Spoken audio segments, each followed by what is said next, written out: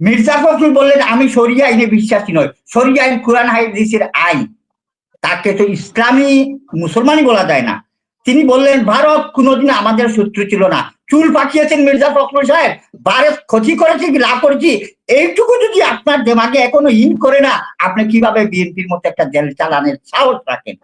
আমরা ৭১-এর যুদ্ধ দেখি না, কিন্তু ২৪-এর যুদ্ধ দেখেছি। ২৪-এর যুদ্ধ আমরা বিদেশ থেকে প্রবাসীরা রেমিটেন্স বন্ধ করে আমরা যুদ্ধে অংশগ্রহণ করেছি। তাহলে বিএনপি নেতা কর্মীরা কি কোন ইয়েতে তারা ৭১-কে পুঁজি করে ৭১-এর কথা বারবার বলে, ২৪-এর কথা তারা বলে না। মনির ভাইয়ের এই প্ল্যাটফর্মের মাধ্যমে জনাব ফজলুর রহমানের কাছে প্রশ্ন রাখতে চাই, ১৯৭৫-কে উনি বুকে কিভাবে ধারণ করেন? উনি ১৯৭৫ সনের ঐতিহাসিক ৭ই নভেম্বরের পরে কাদের সিদ্দিকীর সাথে মিলে বাংলাদেশের শহীদ রাষ্ট্রপতি জিয়াউর রহমানের বিরুদ্ধে সশস্ত্র যুদ্ধ করেছিলেন। উনি জীবনে কখনো দানের শীষে ভোট দিয়েছিলেন? সবচেয়ে বেশি আলোচিত ব্যক্তি হচ্ছে ফজলুর রহমান। উনি জীবনে ৬বার নির্বাচন করেছেন, ৫বারই উনি ফেল করেছেন। আর যে নির্বাচন উনি পাস করেছেন সেটা হচ্ছে ওই যে আপনাদের মনে আছে সিয়াসির বেঈমান চশমাওয়ালা বুবুদান, সেই নির্বাচনে উনি ফেল করেছেন। আমাদের দেশের রাজনীতিকরা কিভাবে রাজনীতি করে আমরা বোধগম্য আসে না, এটা কি জনগণের কথা শুনে? আঠারো বিষয়ে দেখেন সালাউদ্দিন আহমেদ বিএনপি সংসদীয় গণতন্ত্রের নির্বাহী প্রধান হচ্ছে প্রধানমন্ত্রী, যে প্রধানমন্ত্রী ক্ষমতা বলে শেখ হাসিনা স্বৈরাচার হয়েছেন। এই সরকার সংস্কার করে পাচ্ছেন যে নির্বাহী প্রধানের ক্ষমতা হ্রাস করে রাষ্ট্রপতি এবং প্রধানমন্ত্রী ক্ষমতাকে ভারসাম্য করে রাখবেন, কিন্তু উনি আর প্রতিবাদ করলেন যে এদেরকে ক্ষমতা কমানো যাবে না। তাহলে তো আবার সেই স্বৈরাচার বাংলাদেশে আসার সম্ভাবনা আছে। তো আমাদের রাজনীতিবিদরা কি নিয়ে রাজনীতি করে, কি লেখাপড়া করে, কি দেখে ওনারা কি ইতিহাস থেকে শিক্ষা গ্রহণ করে না? আমির খসরু মাহমুদ চৌধুরী বললেন যে সরি, তত্ত্বাবধায়ক সরকারের সংস্কার করা আমাদের কাজ না। তাহলে ওনাদের কাজ কি? কি তত্ত্বাবধায়ক সরকার? ওনার তো ইন্টারিম সরকার, যেটা অন্তর্বর্তীকালীন সরকার হয়েছে দেশের এই সমস্যার মোকাবিলা করার জন্য। এখন তো সুযোগ আছে সংস্কার করে দেশ উন্নত করার, সেই সংস্কার কেন আমরা গ্রহণ করতে পারতেছি না? বিএনপির নেতারা কেন এরকম উল্টাপাল্টা কথা বলে? আমরা তো বিএনপি নেতাদের সমালোচনা করতে চাই না, আমরা চাই বিএনপি নির্বাচিত হবে। আপনি দেখেন ৯১ এরশাদ সরকারের হাসিনা মনে করেছিল যে হাসিনা নির্বাচিত হবে, কিন্তু জনগণ ভোট দিতে বিএনপিকে, বিএনপির উপরে মানুষ ভরসা রেখেছে। এখন এরকম নেতারা যদি ভুল ব্যাখ্যা দেয়, জনগণের কথা যদি না শুনে, জনগণ যা চায় তা যদি না করে, তাহলে ওনারা কিভাবে নির্বাচিত হবে সামনে? ধন্যবাদ আপনাদের সবাইকে। ধন্যবাদ। নজরুল ইসলাম সাহেব আনমিউট করেন ভাই, আনমিউট করতে হবে।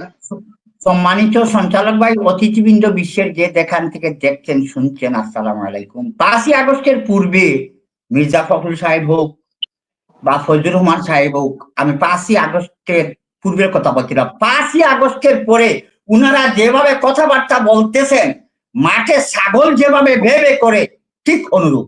মির্জা ফখরুল বললেন আমি শরিয়া আইনে বিশ্বাসী নয়, শরিয়া আইন কোরআন হাদিসের আইন, তাকে তো ইসলামী মুসলমানই বলা যায় না। তিনি বললেন ভারত কোনোদিন আমাদের শত্রু ছিল না, চুল পাকিয়েছেন মির্জা ফখরুল সাহেব, ভারত ক্ষতি করেছে কি লাভ করেছি এইটুকু যদি আপনার দেমাগে এখনো ইন করে না, আপনি কিভাবে বিএনপির মতো একটা জেল চালানের সাহস রাখেন? তারপরে বললেন ৭১-এর সাথে ২৪-এর তুলনা করবে যারা, তারা মুক্তিযোদ্ধা বিরোধী দালাল। ৭১, ২৪ এবং ৭১ হচ্ছে একটি নদীর দুইটি পাড়, কাউকে ছোট বড় করে দেওয়ার কোনো সুযোগ নাই। সবচেয়ে মারাত্মক প্রশ্নটা করেছেন ফজলুর রহমান যে ইস্তেমা জঙ্গির কারখানা, ইস্তেমা জঙ্গির কারখানা। উনার কাছে প্রশ্ন, জঙ্গি অর্থ শব্দ আপনি জানেন না? জঙ্গি ফার্সি শব্দ, এর অর্থ তো যোদ্ধা। আচ্ছা, বাংলাদেশে তো কত বাহিনী আছে, তারাও কি জঙ্গি? আপনি তো সেনাবাহিনীদেরকেও, পুলিশকেও, বিডিআরকে, বিওলনিকে আপনি জঙ্গি বলে ফেললেন। সবচেয়ে লজ্জাজনক কথা বললেন মির্জা আব্বাস, সংবিধান শেষ শব্দ। সংবিধান ছেড়া কোন কাগজ চাইলে, আরে মিয়া সংবিধানে কি যুগ বিয়োগ করা অসাংবিধানিক? প্রয়োজনে যুগ হবে, প্রয়োজনে বিগ হবে। আপনি কোনদিন মির্জা আব্বাসকে স্পষ্ট করেছে? আপনার মনে হয় I am sure about this matter you have not read one piece of পাতা অফ কনস্টিটিউশন, সংবিধান একটি পাতা পড়েন না। আপনি যদি পড়তেন এক বিসমিল্লাতে, আমি মনির ভাইয়া সহ আরো কয়েকটা চ্যানেল বলছি, এক বিসমিল্লাতে পাঠ নিবুল, আপনার চোখে পড়েছে? পড়ে নাই। ৭০ নম্বর আর্টিকেল, যেটা আমার সহ্য মনির ভাইয়া জানেন, মনির ভাইয়া জানেন ৭০ নম্বর দ্বারা বাতিল সম্পর্কে কিছু বলেন নাই, বলে নাই। আসলে আপনাদের মরণ ডেকে আনছেন আপনারা বিএনপির সাথে অনৈক্য করে আর বেফাস কথাবার্তা করে। সাবধান তো হবেন না, দুনা খেলে সাবধান হবেন। ধন্যবাদ, আসসালামু আলাইকুম। ধন্যবাদ আপনাকে। জাহাঙ্গীর। আসসালামু আলাইকুম প্রিয় সঞ্চালক ভাই, মনির হোসেন ভাই এবং আমাদের স্যার, আসসালামু আলাইকুম। শোনা যাচ্ছে ভাই? জি, শুনতে পাচ্ছি। আমার কথা যে আমরা তো প্রবাসীরা চাই দেশে ভালো চলুক, দেশ সুন্দরভাবে চলুক, দেশে মারামারি হানাহানি কোনো না চলুক। বিগত 56 বছরের 3টা দল গেছে আমাদের দেশে। ওই সময় তো আমরা ছোট ছিলাম, আমরা 71-এর যুদ্ধ দেখি না, কিন্তু 24-এর যুদ্ধ দেখেছি। 24-এর যুদ্ধ আমরা বিদেশ থেকে প্রবাসীরা রেমিটেন্স বন্ধ করে আমরা যুদ্ধে অংশগ্রহণ করেছি। তাহলে বিএনপি নেতা কর্মীরা কি কোন ইয়েতে তারা 71-কে পুঁজি করে 71-এর কথা বারবার বলে, 24-এর কথা তারা বলে না। তারা এই ডক্টর ইউনূস সরকার এই বর্তমানে এই রমজানে 56 বছরের মধ্যে এই রমজানে যেভাবে দ্রব্যমূল্যের দাম গরিব মানুষ কিনে ইয়ে করে খেতে পেরেছে, খেজুর, চুলা, বিভিন্ন জিনিস। এই 56 বছরের মধ্যে কোনো রমজানে এইভাবে চলেছে? তারপরে আপনি দেখেন প্রত্যেকটা জায়গায় আছে সিন্ডিকেট ইয়ে করতেছে, টিকিটের কালোবাজার গুলো ম্যাজিস্ট্রেট তারা আইন শৃঙ্খলা বাহিনীতে ইয়ে করাচ্ছে। তাহলে আমাদের বিএমপি ভাইরা কোন ইয়েতে তারা ভারতের সাথে ইয়ে করে কথা কয়? ভারতের ক্ষমতা আছে, ভারত আসি তাদেরকে বসাই দিয়ে যায়।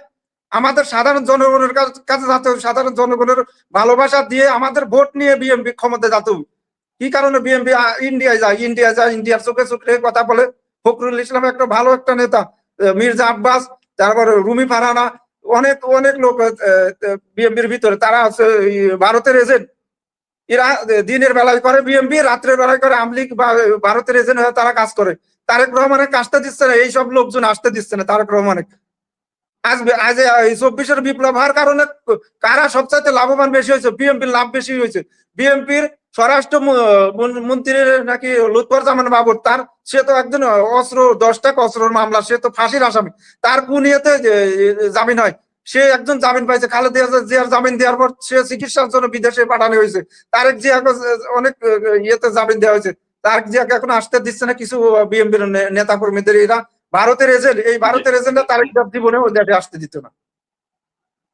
তাই আমি বলবো বিএনপির ভাইরা ঠেলাঠেলি না করে আপনারা জনগণের কাছে যান। যা করেছেন ভারতে বাদ দেন। ভারত আমাদের চিরশত্রু। আমি কিছু জানি না ভাই, এই কিছুদিন ধরে আমি এই মিডিয়ার মাধ্যমে যা দেখতেছি, ভারতের ইয়েতে দেখি ভারতের লোকজন বিএনপির লোকজনের সাথে ভালো সুন্দর করে কথা হয়, কিন্তু অন্য লোকজনের সাথে তার কথা না। বিএনপি ক্ষমতায় আসলে ভারতের লাভ আছে, কারণ বিএনপির লোকজন এই ভারতের চোখে চোখ রেখে কথা বলবি। আমরা সাধারণ জনগণ কি করছি? আমরা একটা রেমিটেন্স বন্ধ করবো। বিএনপি আসলে আমরা রেমিটেন্স বন্ধ করবো যদি ইলেকশন ঠিকভাবে না হয়। আমরা ডক্টর ইউনূস ছাড়া অন্য কারো চাই না, বিএনপি চাই না, জাতীয় পার্টি চাই না, আওয়ামী লীগ চাই না, পুরো দল চাই না। আমরা ডক্টর ইউনূস চাই। পুরো নির্বাচন আমরা চাই না। আমরা সাধারণ জনগণ, আমরা প্রবাস থেকে অনেক কষ্ট করে টাকা পাঠাই। সালাম আলাইকুম। জি, ওয়ালাইকুম আসসালাম। ধন্যবাদ আপনাকে। আব্দুর রহিম সাহেব, ক্যামেরা অন করতে হবে ভাই। হ্যালো আসসালামাইকুম মনির ভাই, আমি সরাসরি আমাদের মারুফ রাজু ভাইকে উদ্দেশ্য করে বলতে চাই। ক্যামেরাটা অন করেন ভাই, ক্যামেরাটা অন করেন। ওরে ভাই ক্যামেরাটা অন। আমি ওই যে ফজলুর রহমান সাহেবের উদ্দেশ্যে দুটা কথা বলতে চাই মারুফ রাজু ভাই। ক্যামেরাটা অন করে তারপরে বলেন প্লিজ। ক্যামেরাটা অন করে তারপর বলেন। ক্যামেরাটা অন করে তারপর বলেন। ক্যামেরা অন করে। হ্যালো আসসালামু আলাইকুম মারুফ রাজু ভাই, আমি আপনার মাধ্যমে এই জনাব ফজলুর রহমান সাহেবের উদ্দেশ্যে 3টা প্রশ্ন রাখতে চাই। প্রথম প্রশ্নটা হলো, উনি বলেছিলেন যে ডক্টর ইউনূস চাইলেও উনি একজন মুক্তিযোদ্ধার কমান্ডার হইতে পারবে না, বাট এই নোবেল কমিটি চাইলে উনি শান্তি পুরস্কার পাইতে পারে। আমি আপনাকে বলতে পারি, উনি শেখ হাসিনার মতো দিবাস্বপ্ন দেখতেছেন, উনি জীবনে কখনো নোবেল শান্তি প্রাইজ পাবেন না। বাট এখন যদি ভারত বা কোনো পরাশক্তি বাংলাদেশকে আক্রমণ করে, আর ডক্টর ইউনূস শুধু মুক্তিযোদ্ধা কমান্ডার নয়, উনি মুক্তিযোদ্ধার সুপার কমান্ডার হইতে পারেন। মারুফ রাজু ভাই আমার এই কথার সাথে একমত কিনা? নাম্বার 1। নাম্বার 2 হলো, আমি এই মনির ভাইয়ের এই প্ল্যাটফর্মের মাধ্যমে জনাব ফজলুর রহমানের কাছে প্রশ্ন রাখতে চাই। 1975-কে উনি বুকে কিভাবে ধারণ করেন? উনি 1975 সনের ঐতিহাসিক 7ই নভেম্বরের পরে কাদের সিদ্দিকীর সাথে মিলে বাংলাদেশের শহীদ রাষ্ট্রপতি জিয়াউর রহমানের বিরুদ্ধে সশস্ত্র যুদ্ধ করেছিলেন। উনি জীবনে কখনো দানের শীষে ভোট দিয়েছিলেন কি না? কারণ উনি প্রথমে আওয়ামী লীগ থেকে উনি যায় কাদের সিদ্দিকীর গামছায়, কাদের সিদ্দিকীর গামছা থেকে উনি জামদায় হলো প্যাডোস করেছে কিং পার্টিতে, ফেরদৌস করেছেন কিং পার্টিতে উনি স্থান না পেয়ে উনি আসে বিএনপিতে 2008 সনে। উনি জীবনে কখনো দানের শীষে ভোট দেন নাই, উনি জীবনে কখনো দানের শীষের প্রতিনিধিত্ব করেন না। উনি যে কথাগুলো বলতেছেন উনি এই কথাগুলো বলুক, আপত্তি নেই। উনি গামছা থেকে করুক অথবা উনি নৌকা থেকে করুক, উনি যদি দানের শীষে থেকে এই কথাগুলো বলেন, আমি আমার জীবনে 2বার দানের শীষে ভোট দিয়েছি, 1996 এবং 2001। উনার মতো লোক যদি এই জাতীয় কথাবার্তা বলে, ভবিষ্যতে আমরা দানের শীষে ভোট দেবো কিনা ওটা আমাদেরকে চিন্তা করতে হবে। আর উনি আরেকটা কথা বলেছিলেন, উনি ইন্দিরাকে এত বেশি ভালোবাসেন, উনি উনার মেয়ের নাম রেখেছেন ইন্দিরা। তাই আমি মনির ভাই আপনার মাধ্যমে উনাকে অনুরোধ করব, উনি একটু 2টা বা 3টা ফাটাকে জবাই করে উনি উনার নামটা পরিবর্তন করে উনি জওহরলাল নেহেরু রাখুক। কারণ ইন্দিরার বাপ কখনো ফজলুর রহমান হইতে পারে না, ইন্দিরার বাপ হইতে হবে জওহরলাল নেহেরু। এবং আমি বলতে চাই, শহীদ রাষ্ট্রপতি জিয়াউর রহমান যেই দিন চট্টগ্রামে শাহাদাত বরণ করেন, ওই দিন জনাব ফজলুর রহমান শেখ হাসিনার সাথে কোথায় ছিলেন? শেখ হাসিনা এবং জনাব ফজলুর রহমান সেই দিন একই জায়গায় একই স্থানে ছিলেন। তো শহীদ রাষ্ট্রপতি জিয়াউর রহমানকে যারা হত্যার সাথে জড়িত তাদের অন্যতম একজন লোক হলেন এই ফজলুর রহমান। আমি এই ব্যাপারে মারুফ রাজু ভাইকে বলবো, রাজু ভাই প্লিজ প্লিজ আপনারা উনারে থামতে বলেন। উনি বলে আমাদের তাবলিগের যে টঙ্গী এটা নাকি জঙ্গি তৈরির কারখানা।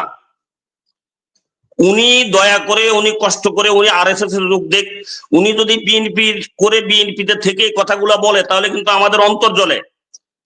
আমি এই হাসিনা বিরোধী আন্দোলন আমি পঙ্গু হয়েছি, আমি একবার এই মনিরের টক শোতেই মারুফ রাজু ভাই আপনাকে আমার স্কেচ সহ দেখিয়েছিলাম। আমরা শহীদ রাষ্ট্রপতি জিয়াউর রহমানকে ভালোবাসি, আমরা দেশ মাতা দেশ নেত্রী বেগম খালেদা জিয়াকে ভালোবাসি, আমরা আমাদের দেশ নায়ক তারেক রহমানকে ভালোবাসি।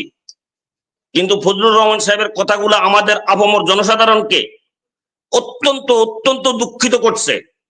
এবং উনার মতো লোক যদি বিএনপিতে থাকে, সামনের দিনে বিএনপি মুসলিম লীগ জাসদ ওই বা মাওলানা ভাসানীর ন্যাপ থেকে আরো ভয়ঙ্কর পরিণতি ভোগ করবে।